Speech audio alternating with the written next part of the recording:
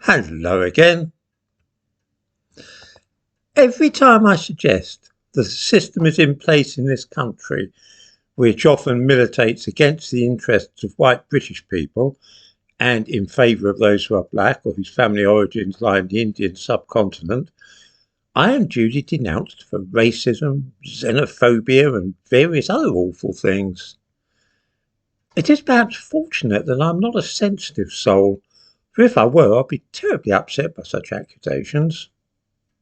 Still, as things are, I'm robust enough to be able to take such foolishness in my stride and consign to perdition, under my breath, all those malevolent idiots who level such accusations against me.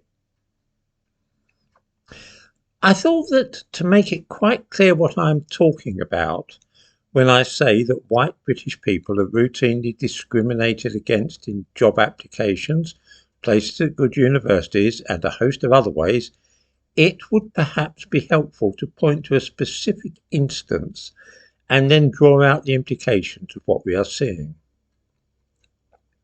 Since I happen to be in South Wales, this seems as good a place to begin as any.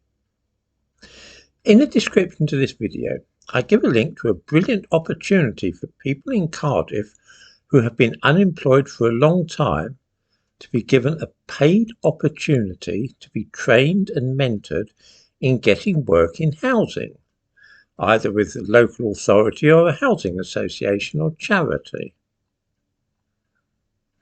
Allow me to read out what this is all about.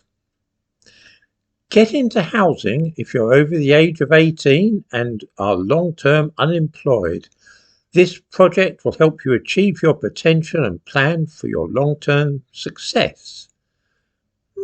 We learn that Get into Housing is a brand new initiative which puts you at the centre. If you're over the age of 18 and are long-term unemployed, this project will give you, and there's a list of the things it will give us, an opportunity to understand and develop your talents, a chance to explore a career in housing, bespoke mentoring to help you achieve your potential and plan for long-term success. We will provide paid work placements across a variety of departments.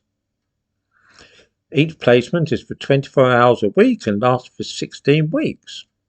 Not only will this offer you on-the-job experience, you'll also be paid the national living wage and receive bespoke mentoring to support you during your placement and the next steps in your career.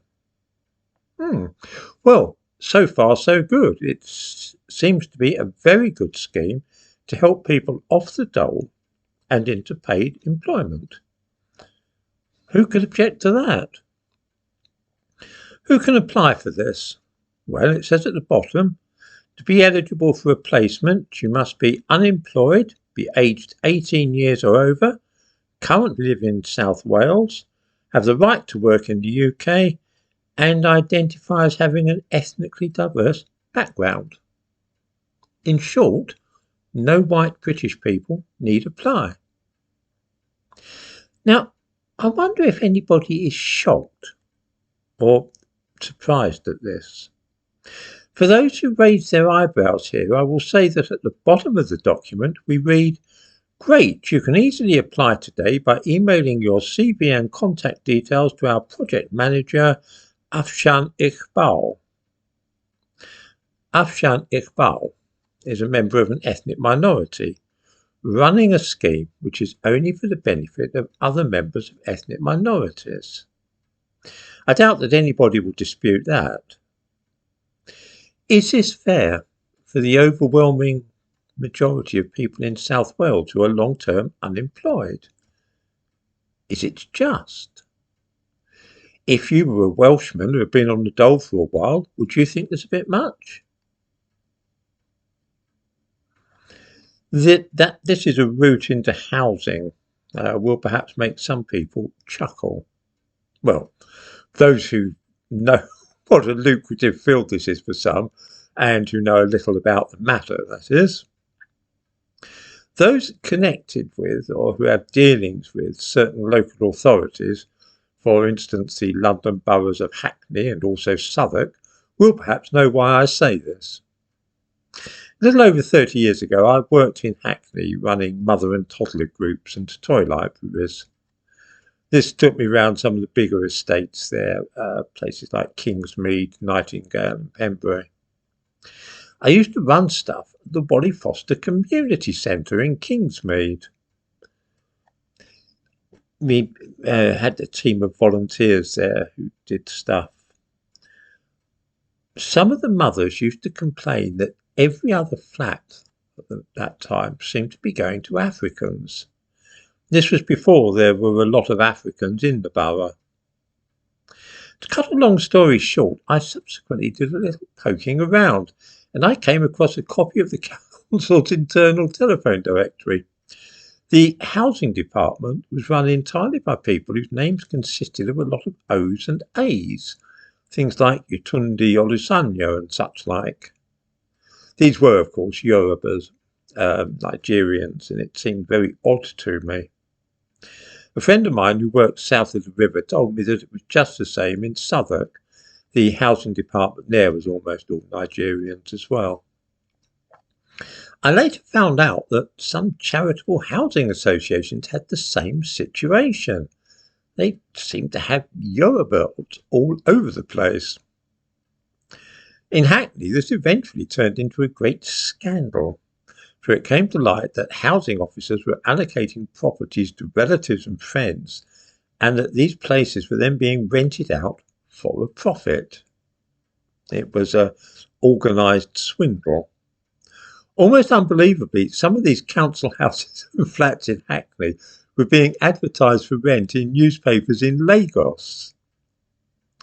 The details involved, there were various technical expressions here. They involved claiming that some properties were void, they couldn't be inhabited due to damage and floods and smoke damage and so on. And since all the other staff were Yoruba, all the senior officers as well as ordinary housing officers, nobody ever checked those claims. It was because of this that Hackney Council eventually stopped dealing directly with their lettings and handed over the whole process to an at-arm's-length contractor called Hackney Homes. The same thing was happening in Southwark and also a few private housing associations. Getting into housing had proved very profitable for these people. I need hardly say that I am not suggesting that all Nigerians are involved in such scams. I tell this anecdote to show why getting into housing can actually be quite a good racket. It does have to be said that when free stuff is being handed out, Yorubas are seldom bashful about putting themselves forward, shall we say. But thinking now about the idea of offering a leg up and a way into working in housing in Cardiff, how many people think that such a project should be colourblind for applications and that people should be accepted regardless of their ethnicity? And how many people think that it's right and proper to forbid white people from applying? I can come up with any number of examples of this kind of thing. In the description to this video, I give links to one or two instances of how being in housing has provided extra benefits, shall we say, beside the salary.